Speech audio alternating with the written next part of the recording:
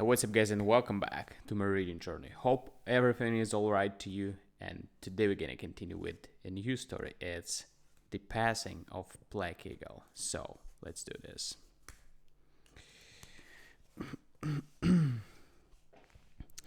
For some moments of a certain year, a grim bandit, infested, infested the Texas border along the Rio Grande. Pecu- peculiarly, pecu- peculiarly striking to the optic nerve that was notorious murder. Notorious murderer. His personality secured him the title of Black Eagle, the terror of the border. Many, many fearsome tales on a record concerning the doings of him and his followers. Suddenly, in the space of a single minute, Black Eagle vanished from Earth. He was never heard of again. His own band never even guessed the mystery of his disappearance. The border ranches and settlements feared he would come again to raid and ravage.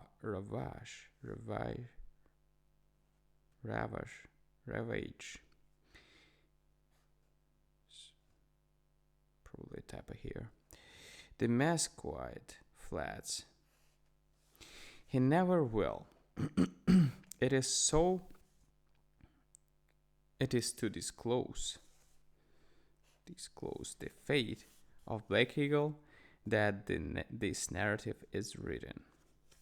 The initial movement of the story is furnished by the foot of a bartender in St. Louis. His dis-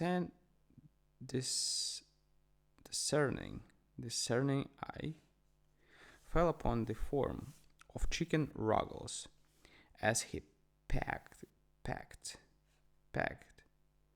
with avidity at the free lunch. Chicken was a hobo. He had a long nose,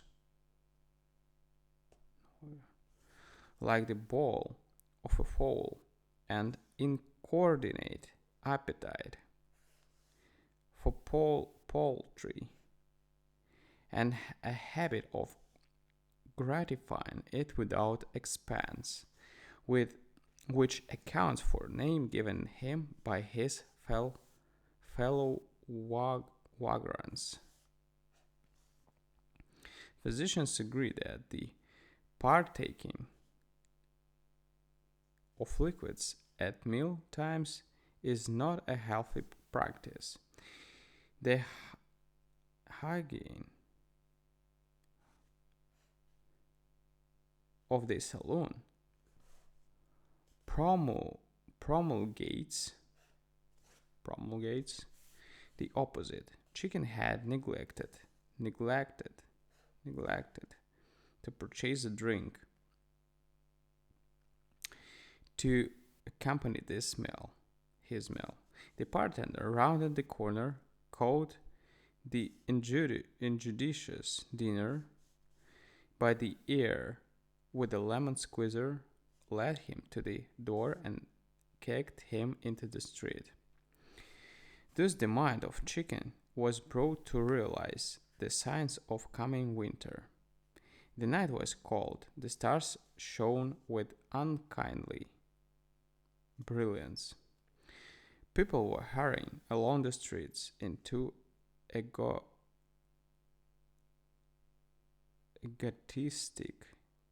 egotistic,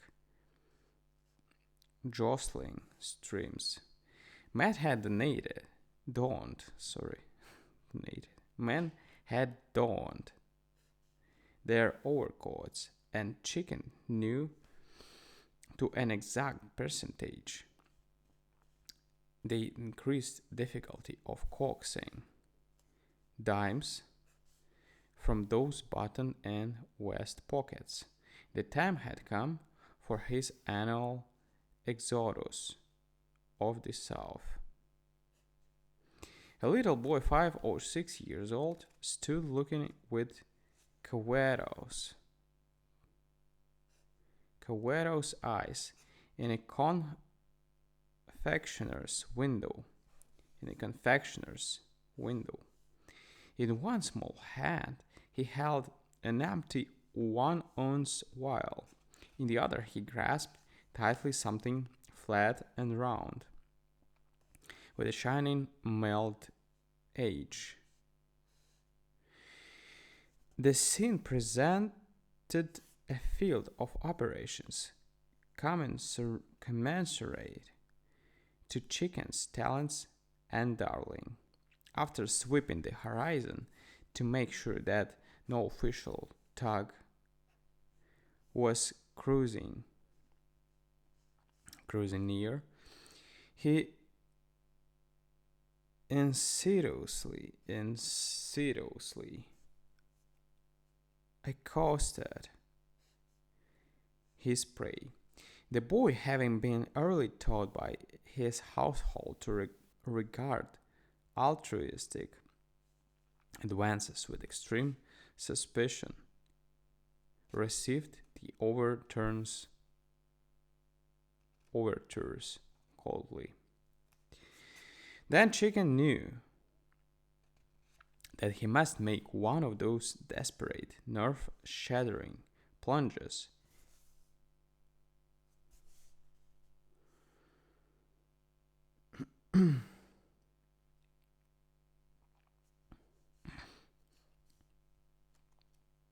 into speculation that fortune sometimes requires of those who would win her favor. 5 cents was his capital, and this he must risk against the chance of winning what lay within the close grasp of the youngster's chubby head. It was a fearful lottery, Chicken knew, but he must accomplish his end by strategy, since he had a wholesome terror of plundering infants by force. Once in a park, driven by hunger, he had committed an onslaught upon a bottle of peptonized infant's food in the possession of an occupant of a baby carriage. The outraged infant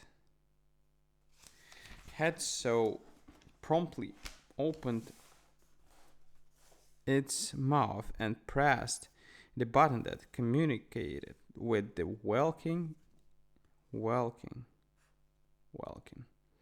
that help arrived, and Chicken did his 30 days in a snug coop.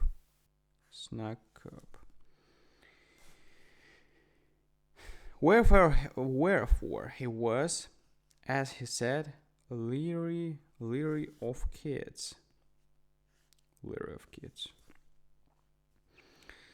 Beginning artfully to question the boy concerning his choice of sweets, he gradually drew out the information he wanted. Mama said he was to ask the drugstore man for 10 cents worth of paregoric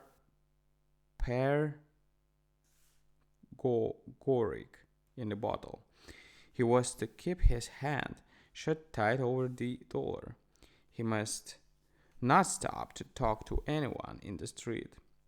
He must ask the drugstore man to rub up the change and put it in the pocket of his trousers. Indeed, they had pockets, 2 of them, and he liked chocolate creams best. Chicken went into the store and turned plunger. He invested his entire capital in a candy stocks, simply to pave the way to the greater risk following. He gave the sweets to the youngster and had the satisfaction of perceiving that confidence was established. After that, it was easy to obtain leadership of the expedition, to take the invested by the hand and lead it to a nice drugstore he knew of in the same block. That chicken with the parental air paced over the dollar and called for the medicine, while the boy crunched his candy, glad to be relieved of the responsibility of the purchase. And then the successful investor, searching his pockets, found an overcoat button the extent of his winter trousseau,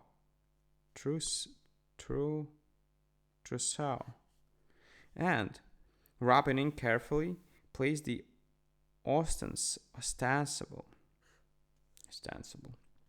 change in the pocket of confiding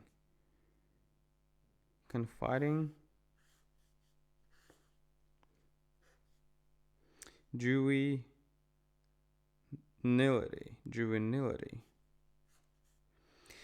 Seeing the youngster face homeward and patting him benevolently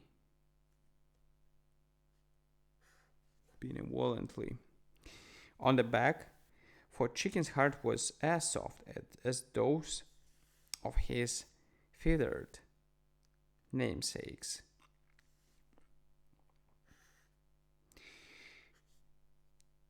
This speculator quit the market with a profit of 1,700% of his invested capital.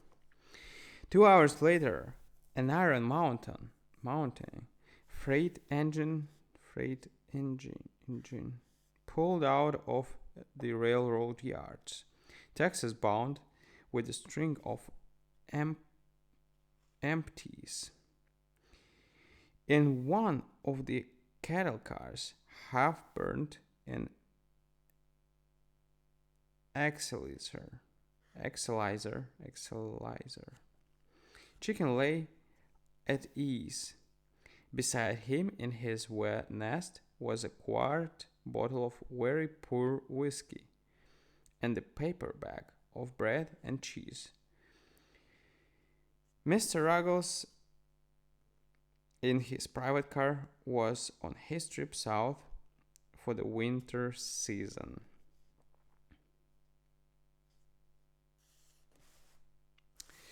Alright, guys. The first part is done, and we're gonna continue tomorrow with the second one. See you. Thank you for joining. Bye.